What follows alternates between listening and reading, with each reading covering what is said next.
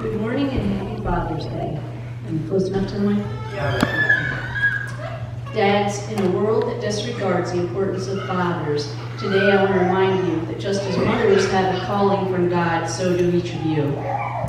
You fathers are to be the protectors and the providers for your families. You are to live for, die for, and kill for the safety of your family. You are the guards and the soldiers of the innocent. Men, masculinity is not a threat, but a necessity to the safety of the family. So men, love your wives and your children as Christ loved the church, and tell them often that they are loved. We lost our father more than a year ago, and actually, we lost our dad long before that. It's a very difficult time when you watch your own father become an almost stranger.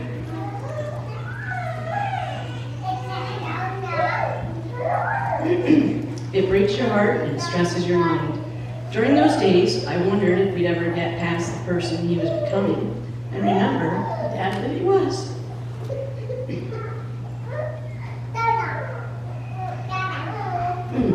But we found him.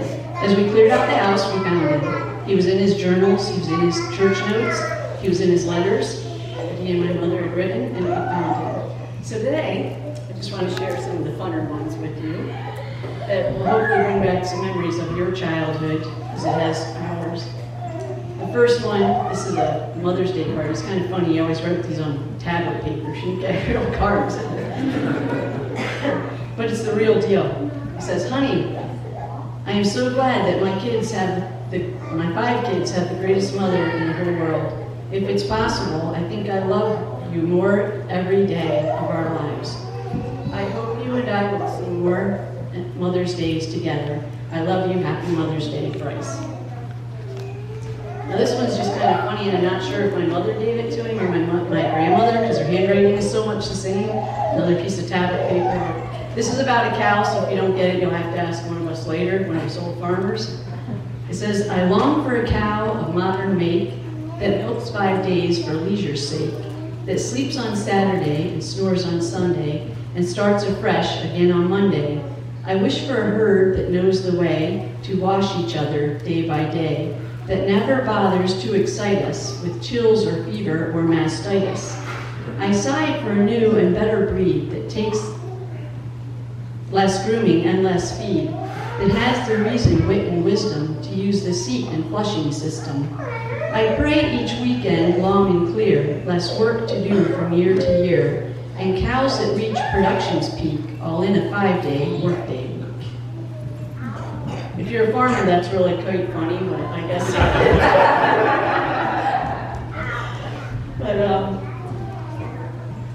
this is another one I found. I thought this was really cute because he has it all. He drew a stamp here in the corner. It says, "Return address, BCC, that's Bryce Clark Conklin."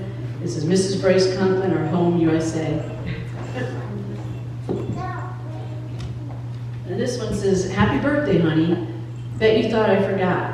Roses are red, violets are blue. If I could start again, I'd still go with you. God bless and many more happy birthdays, love, Bryce. P.S. Your gift is coming."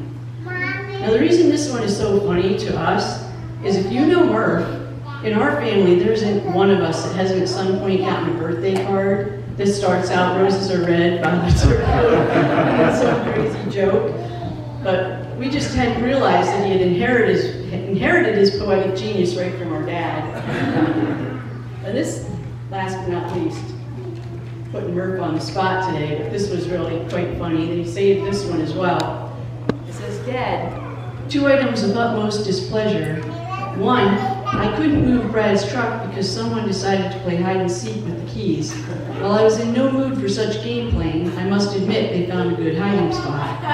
And number 2, I couldn't get firewood because the saw that purred like a kitten yesterday wouldn't as much as fire today. Total mystery to me, but quite in line with the rest of today's activities.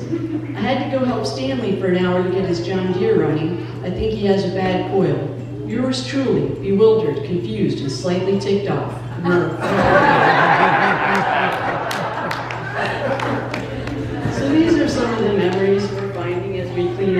Pop's house. We had boxes you have to go through. This is his hat, so it makes a little more sense why I'm wearing it. But today, guys, everybody take time and remember your dads and love them, pray for them, and make some memories that you can cherish for tomorrow. So now we're going to watch a video that Libby put together for us again. Thank you so much, Libby. I'll get out of the way.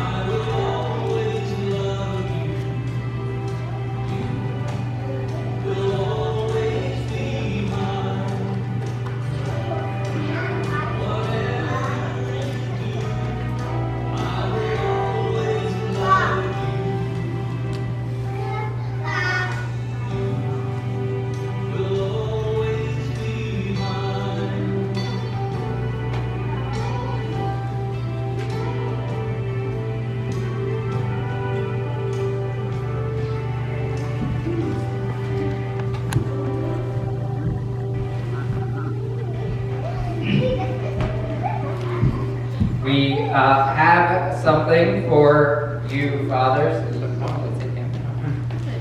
Okay.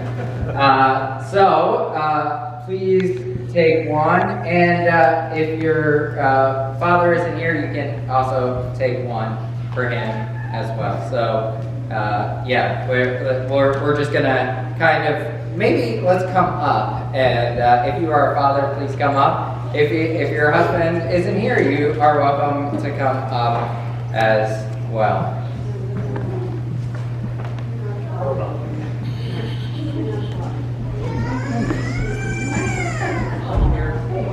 What do you? Oh, you are here. Yes, I told you. I asked them.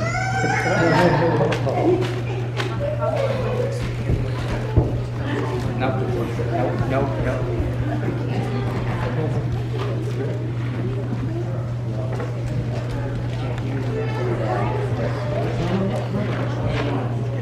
Thank you.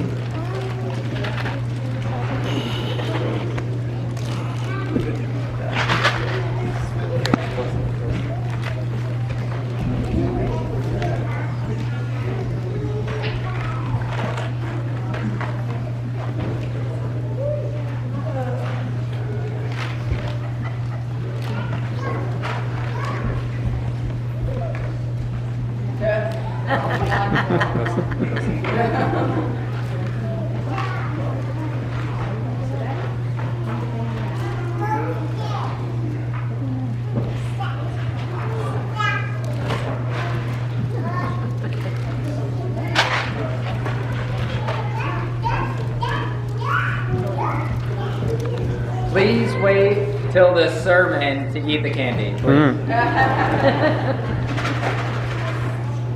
Well, this morning, when it is Father's Day, I can't help but reflect on who your father is in your life. And for us, Cindy talked a lot about Dad, but I got to tell you that both Cindy and Murph used to leave really creative notes like that one that he read.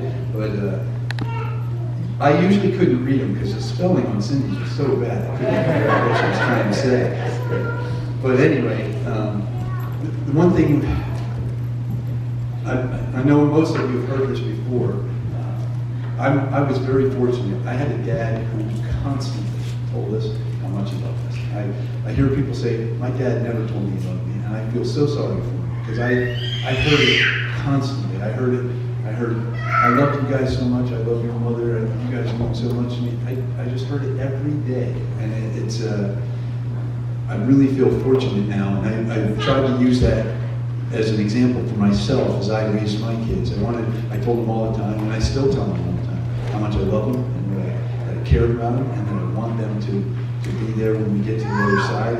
It's important to us. It's what we want most in life. So as fathers, we have a great big responsibility. And I look out over the crowd here, and some of you guys, I knew your dads before I knew you, and they made an impression on me. And Elliot talked about my dad building the foundation, as being dad, you build the foundation.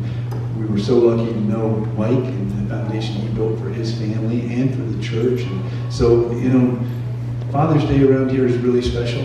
And when you are a dad, it's great. I was talking to Kevin before they went up this morning, and I said, keep in mind, you don't believe how fast you go from being this young dad to the old grandpa of the church. And my dad's little ditty, young man Conklin will be old man Conklin when old man Conklin is through. So you know what that makes of Murph and I. We're old man Conklin. So it's just part of life. It's what we do. It's how we move. And again, we're lucky to have had a great example in our lives, and I'm so grateful to my mom and dad for the foundation that they built for us. And I'm trying to do the same for my children and grandchildren. So it's a blessing to be a dad. I've been all kinds of things in my life, but the most important and the best thing I ever did was dad. So I love being a dad. I still do. And if you are a dad, bless you, because it's a tough job, but it's a great job. All right. We are having adult Sunday.